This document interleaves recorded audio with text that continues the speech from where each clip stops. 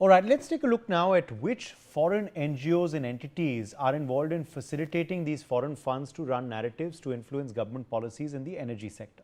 The first and the biggest is Rockefeller Philanthropy Advisors, RPA. Now, RPA is a global non-profit organization which currently advises on and manages more than $200 million in annual charitable giving. Its headquarters are in New York City, with offices in Chicago, Los Angeles, and San Francisco. The Rockefeller Philanthropy Advisors is engaged in various philanthropic projects. Amongst them are Just Transition Fund, Science-Based Targets Network, Global Commons Alliance, and International Fund for Public Interest Media. Originating from the philanthropic legacy of the Rockefeller family, RPA was formally established in 2002. It operates as an independent entity, not just as a family foundation. Currently, Nicole Campbell serves as the CEO. RPA has received criticism for being untransparent. For example, organizations underrate not disclosing their funding by Bill Gates. The right-wing watchdog National Legal and Policy Center criticized Rockefeller Philanthropy Advisors for taking money from the Gates Foundation and supporting various causes such as green, pro-abortion, anti-police and anti-MAGA propaganda earlier too.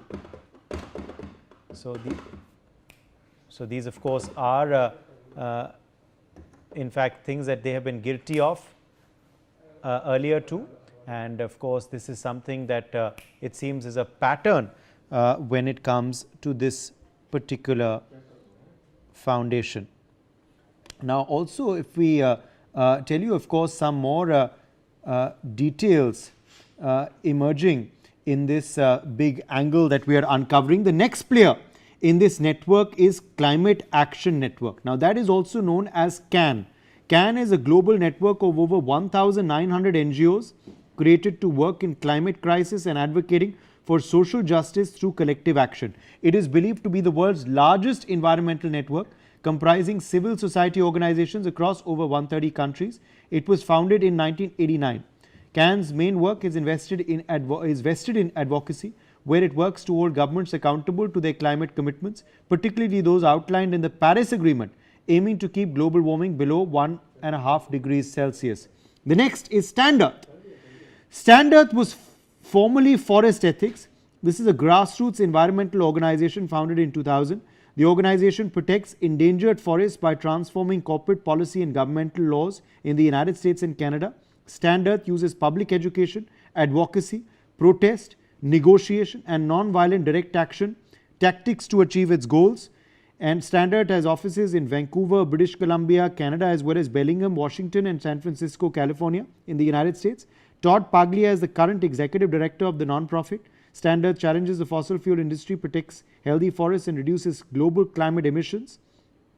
As Forest Ethics, Stand Earth is most widely known for its Victoria Dirty Secret and Do Not Mail Junk Mail reduction campaigns of the 2000s. Brian Thomas is joining us on this broadcast. Brian, now what were the entities, what were the organizations which were funneling money to this foundation in India? And what was their objective? Clearly, if we talk about the very foundation itself, from early on itself, there were many miscreancy that was happening from the agency. And yesterday itself, the ED started ramping up their efforts and they've listed out a statement. And the raid has been going on for at least 4 to 5 days now. They went to the residence itself. That Brian, we are talking about the companies, the foundations, the NGOs, which were routing the money to this foundation. Which were those entities abroad? Give us more details about those entities abroad and what their hidden goal was.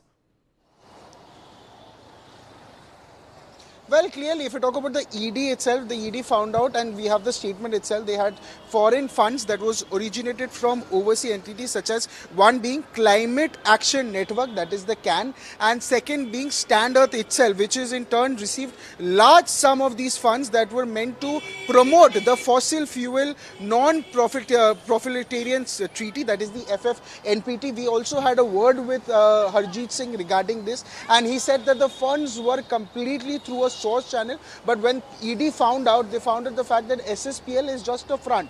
This is used as a front, and they in their highlights of these NGOs such as CAN or Stand Earth, which is the Climate Action Network, or the Stand Earth, these are these funds that are used explicitly to misuse the funds itself that they were using from a long while, and that was happening from 2021 itself. So clearly in that, and even a remittance of 6 crore fraud was also found out. That was a transaction again from 2021 to 2025 as per their findings itself, and they listed out a number of findings from their statement itself. Again, they also, rather, what ED said, that they projected themselves as an agro-based entrepreneur promoting organic farming, and ED alleged that there was merely a front, and they were using these NGOs, these byproducts, just as a front to start a funding chain that was illegally coming from different unverified agencies. Yes, Uday.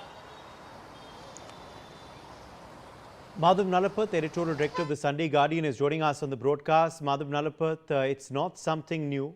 NGOs being used to put in money for something different on the surface, but actually something different being carried out beneath the surface. Another example coming to light, being investigated by the Enforcement Directorate. What do you make of this sensational investigation? And are these entities, including Rockefeller Foundation, that were funneling in money?